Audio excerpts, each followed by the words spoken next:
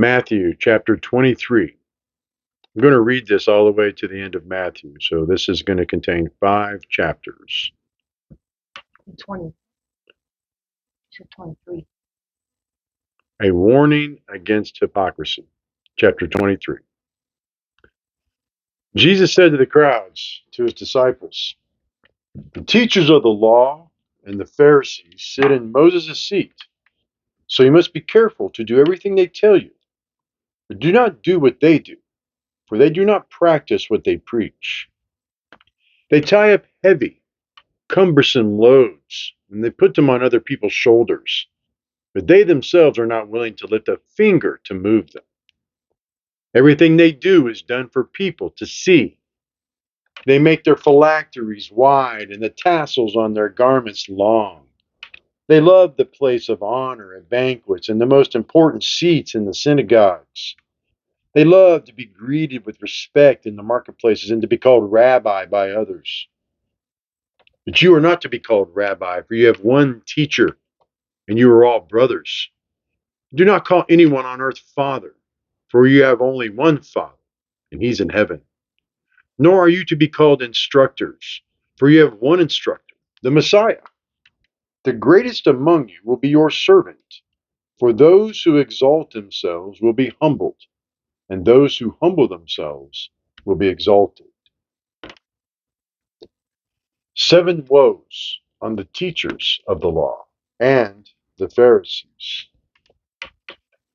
Woe to you, teachers of the law and Pharisees, you hypocrites! You shut the door of the kingdom of heaven in people's faces. You yourselves do not enter, nor will you let those enter who are trying to. Woe to you, teachers of the law and Pharisees, you hypocrites! You travel over land and sea to win a single convert, and when you have succeeded, you make them twice as much a child of hell as you are. Woe to you, blind guides! You say, if anyone swears by the temple, it means nothing. But anyone who swears by the gold of the temple is bound by that oath. You blind fools! Which is greater, the gold or the temple that makes the gold sacred? You also say, if anyone swears by the altar, it means nothing. But anyone who swears by the gift on the altar is bound by that oath. You blind men! Which is greater, the gift or the altar that makes the gift sacred? Therefore, anyone who swears by the altar swears by it and by everything on it. And anyone who swears by the temple swears by it and by the one who dwells in it. And anyone who swears by heaven swears by God's throne and by the one who sits on it. Woe to you, teachers of the law and Pharisees, you hypocrites! You give 1/10 of your spices, mint, dill, and cumin, but you've neglected the more important matters of the law: justice, mercy, faithfulness. You should have practiced the latter without neglecting the former. You blind guides! You strain out a gnat but swallow a camel. Woe to you, teachers of the law and the Pharisees, you hypocrites! You clean the outside of the cup and dish, but inside they're full of greed and self-indulgence. Blind Pharisee! First, clean the inside of the cup and dish, and then the outside will also be clean. Woe to you, teachers of the law and the Pharisees, you hypocrites! You are like whitewashed tombs, which look beautiful on the outside, but on the inside are full of the bones of the dead and everything unclean. In the same way, on the outside you appear to people as righteous, and on the inside you're full of hypocrisy and wickedness. Woe to you, teachers of the law and Pharisees, you hypocrites! You build tombs for the prophets and decorate the graves of the righteous, and you say, if we had lived in the days of our ancestors, we would not have taken part with them in the shedding of the blood of the prophets. So you testify against yourselves that you are the descendants of those who murdered the prophets? Go ahead then and complete what your ancestors started. You snakes, you brood of vipers, how will you escape being condemned to hell? Therefore, I'm sending you the prophets and the sages and the teachers. Some of them you will kill and crucify, others you will flog in your synagogues and pursue from town to town. And so upon you will come all the righteous blood that has been shed on earth, from the blood of the righteous Abel to the blood of Zechariah, son of Berechiah, whom you murdered between the temple and the altar. Truly I tell you, all of this will come on this generation. Jerusalem, Jerusalem, you who kill the prophets and stone those sent to you. How often I've longed to gather your children together as a hen gathers her chicks under her wings, and you were not willing. Look, your house is left to you desolate. For I tell you, you will not see me again until you say, Blessed is he who comes in the name of the Lord. And Jesus left the temple, and he was walking away when his disciples came to him to call his attention to its buildings. Do you see all these things? Truly I tell you, not one stone here will be left on another. Everyone will be thrown down. And as Jesus was sitting on the Mount of Olives, the disciples came to him privately. Tell us, they said, when will this happen? And what will be the sign of your coming and of the end of the age? Jesus said, Watch out that no one deceives you. For many will come in my name, claiming I am the Messiah, and will deceive many. You will hear of wars and rumors of wars, but see to it that you are not alarmed. Such things must happen, but the end is still to come. Nation will rise against nation, and kingdom against kingdom. And there will be famines and earthquakes in various places. All these are the beginning of birth pains. Then you will be handed over to be persecuted and put to death. And you will be hated by all nations because of me. And at that time, many will turn away from the faith and will betray, and they will hate each other. And many false prophets will appear and deceive many people. Because of the increase of the wickedness, and the love of most will grow cold. But the one who stands firm to the end will be saved. And this gospel of the kingdom will be preached in the whole world as a testimony to all nations. And then the end will come. So when you see standing in the holy place the abomination that causes desolation, spoken of through the prophet Daniel, let the reader understand. Let those who are in Judea flee to the mountains. Let no one on the housetop go down to take anything out of the house. Let no one in the field go back to get their cloak. How dreadful it will be in those days for pregnant women and nursing mothers. Pray that your flight will not take place in winter or on the Sabbath. For then there will be great distress, unequaled from the beginning of the world until now, and never to be equaled again. If those days had not been cut short, no one would survive. But for the sake of the elect, those days will be shortened. And at that time, if anyone says to you, Look, here is the Messiah, or there he is, don't believe it. False messiahs and false prophets will appear, and they'll perform great signs and wonders to deceive. If possible, they'll even deceive the elect. Now, I've told you this ahead of time. So if anyone tells you, There he is, out in the wilderness, don't go out. Or here he is in the inner rooms, Don't believe it. For as lightning that comes from the east is visible even in the west, so will be the coming of the Son of Man. Wherever there is a carcass, there the vultures will gather. Immediately after the distress in those days, the sun will be darkened, the moon will not give its light, the stars will fall from the sky, and the heavenly bodies will be shaken.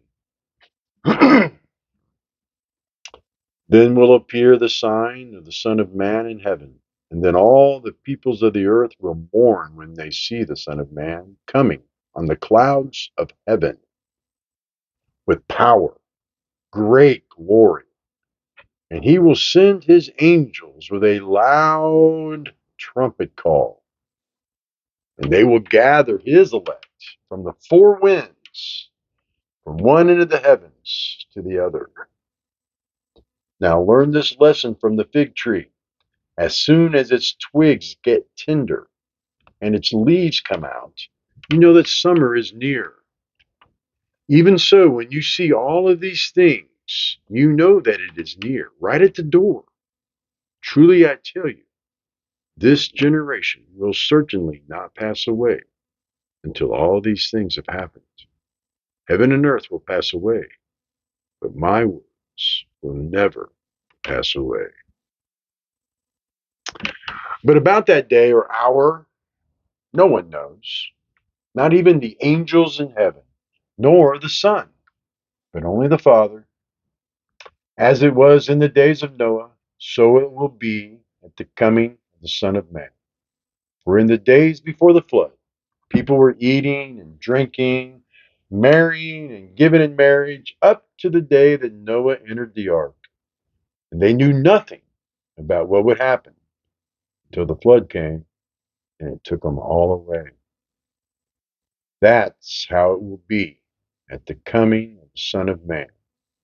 Two men will be in the field, one will be taken, the other one left behind. Two women will be grinding with a handmill, one will be taken, the other one left behind. Therefore keep watch, because you do not know on what day your Lord will come.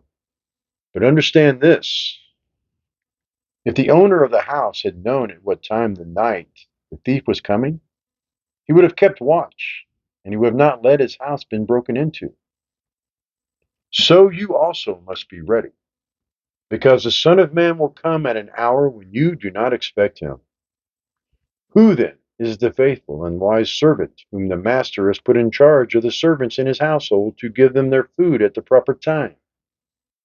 It will be good for that servant whose master finds him doing so when he returns. Truly, I tell you, he will put him in charge of all of his possessions.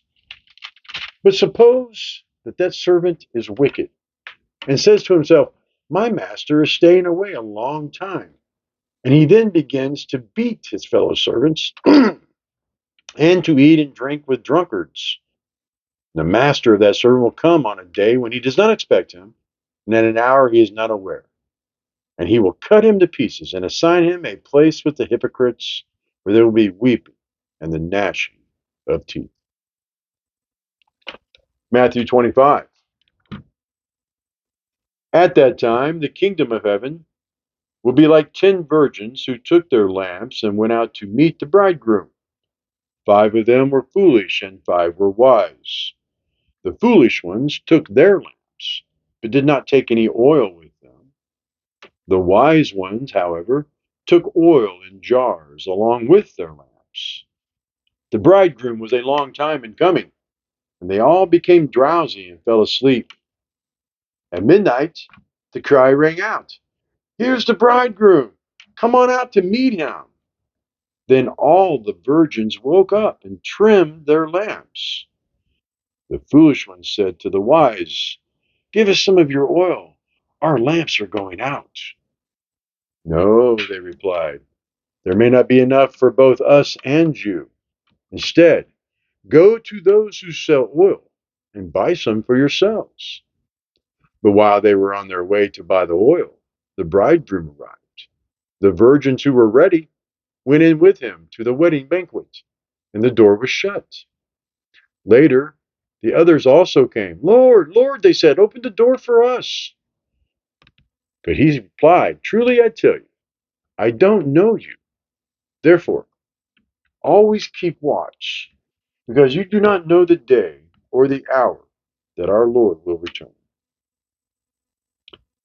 Again, it will be like a man going on a journey who called his servants and entrusted his wealth to them.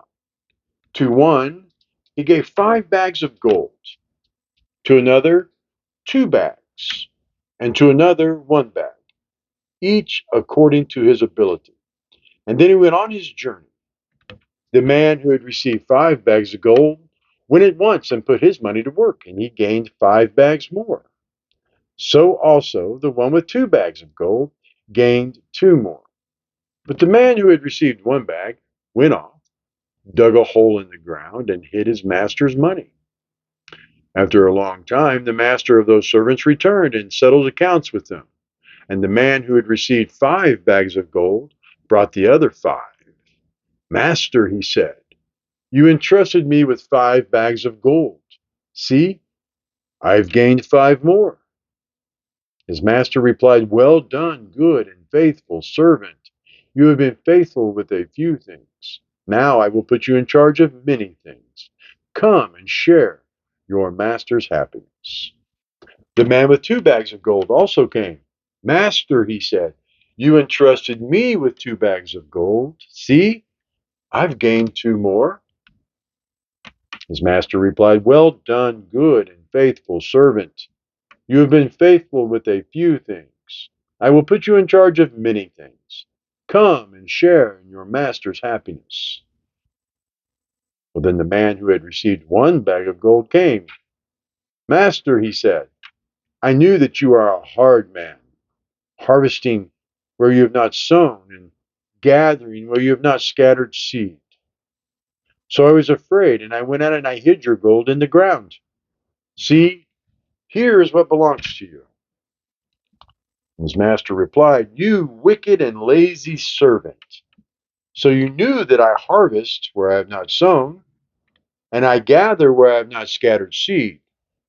Well, then, you should have put my money on deposit with the bankers, so that when I returned, I would have at least received it back with interest.